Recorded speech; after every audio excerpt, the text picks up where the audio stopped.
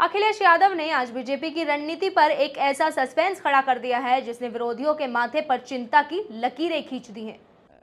Bharatiya Janata party को समझना मुश्किल है। भारतीय जनता पार्टी के फैसलों को समझना बहुत मुश्किल है।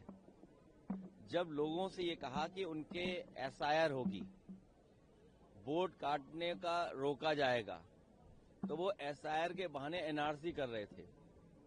अगर मान लीजिए भविष्य में एनआरसी होती तो कौन से नए कागज मांगेंगे, कौन सी नई चीज आप मांगेंगे। तो यूपी में हम लोगों ने देखा एसआईआर के बहाने एनआरसी कर रहे थे। अब महिला आरक्षण के बहाने ये अपने मन मर्जी डिलिमिटेशन कर करके लोकसभाएं बनाना चाहते हैं, जिससे कभी हारे नहीं। ये जनता देख रही है। जब कभी भी ये मतदान के लिए भारतीय जनता पार्टी जाएगी, बुरी तरह भारतीय जनता पार्टी हारेगी। लेकिन प्रधानमंत्री जी और जितने भी बीजेपी के लोग हैं वो ये कह रहे हैं कि अगर ऑपोजिशन ये बिल पास नहीं होने देती है तो वो साफ साफ महिलाओं के अगेंस्ट है। हम लोग महिलाओं के खिलाफ नहीं हैं, महिला आरक्षण के पक्ष में हैं, लेकिन उनके सहारे ये लोकतंत्र को और हमारे संविधान की जो धज्जियां उड़ा रहे हैं, ये डिलिमिटेशन क्या करना चाहते हैं? अपनी मनमर्जी कॉन्स्टिट्यूंसी क्यों बनाना चाहते हैं आप? आसाम में देखा लोगों ने कि किस तरह कॉन्स्टिट्यूंसी बनी है, जम्मू कश्मीर में देखा किस तरह कॉन्स्टिट्यूंसी बनाई। आपने स्टेटहुड का सबको वादा किया, लेह लद्दाख को वादा किया आपने, जम्मू कश्मीर को वादा किया, आप कहां खड़े उतरे?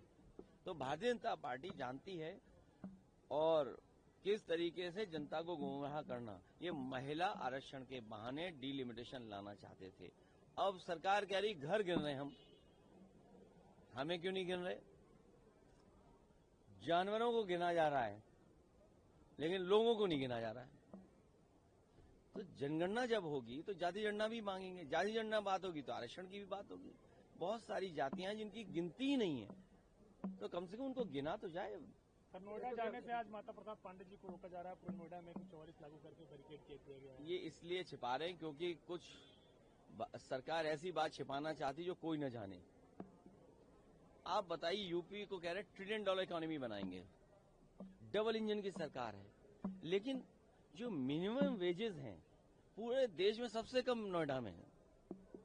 आप उसके लिए क्या कर रहे हैं? हर 5 साल में आपको विचार करना चाहिए या कुछ वर्षों बाद विचार करना चाहिए, महंगाई के अनुपात में देखते रहना चाहिए आपको। आप क्यों नहीं मजदूरों की बढ़ा रहे? कौन रोक रहा है आपको? इसका मतलब आप कुछ लोगों से मिले हुए हैं, उन्हीं के स्वार्थ में उन्हें ज्यादा मुनाफा कमाने देना चाहते हैं।